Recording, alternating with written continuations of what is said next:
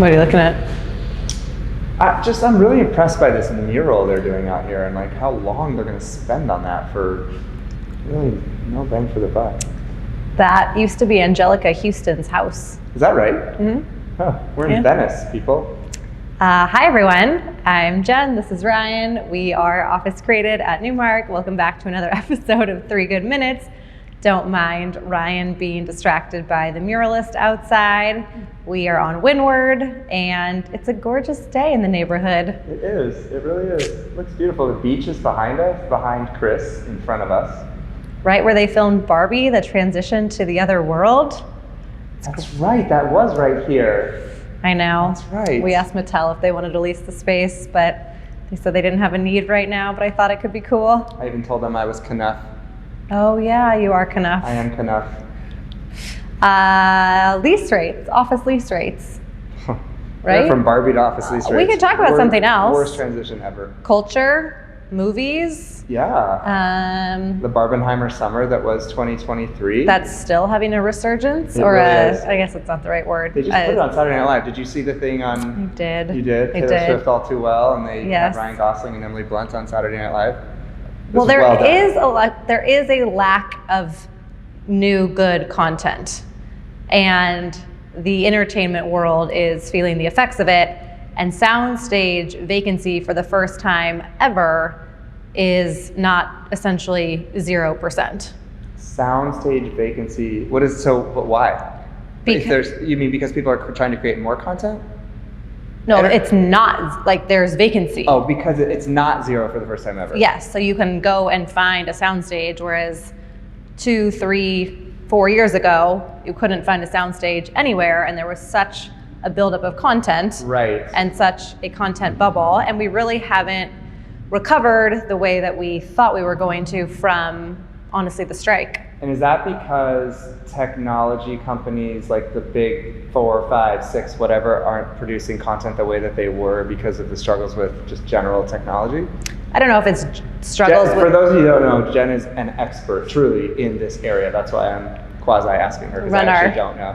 Soundstage practice group. She does. No, not necessarily due to technology, but there was the demand for content is not as great as people thought it was, and you had a lot of new companies try and come into the space, and many that failed epically within the first few weeks of trying to become another streaming service, to try and become another outlet for content.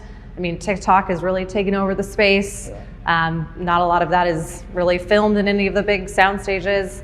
So content has shifted, and there's just not as much demand as there was previously. Sometimes I'm surprised by how much people made decisions for the future based on one small piece of history, one small piece of time, that being the pandemic, and changed business models and business plans and came up. I'm surprised by that, because there was just a remarkable amount of businesses that did try to come out of the pandemic that wasn't going to last forever. The world wasn't ending. It was just a moment in time. But the lead up to that had taken place before the pandemic and continued through the pandemic and this content bubble. It wasn't like it was only because of COVID. This had started before the pandemic, and then obviously to some extent it was exacerbated by it. But I think it has quote unquote popped. There is distress among some landlords that have significant studio soundstage holdings. But like any asset class, there is a lot of older, non-relevant space in that market. And so finally some new developers are coming in and starting to build new stages, new developments, looking to rehab older developments and older campuses.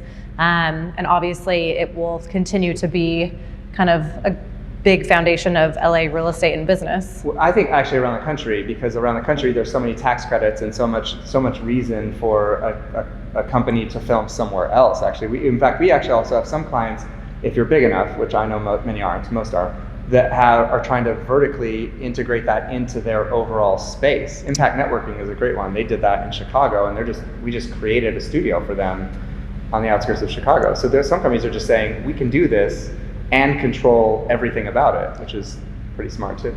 You can, depending on the types of production, because we just went through this with another client who was trying to build rehearsal space in Las Vegas, and the talent doesn't want to rehearse in Las Vegas, they want to rehearse in Los Angeles. So it depends on what you're filming, who you have filming it in general. Who was that client? I haven't heard of them. Oh, you haven't? No. Oh, no. There's this thing in Vegas called the Sphere. It's pretty cool. Oh, yeah, that's right. Yeah, That's right. if you haven't seen it yet. Yeah, good job, Jenny.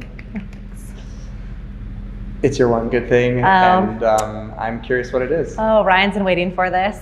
Waiting for what? Me to announce this on 3 Good Minutes. Announce what? Baby girl Harding coming, Frisk Harding, I don't know, whatever last name we're using. It's okay, it's Harding.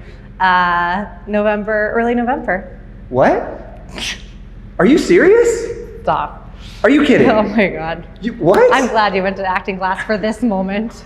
You're ruining my moment. He knew. I what? You knew. I did know, yes. Never mind.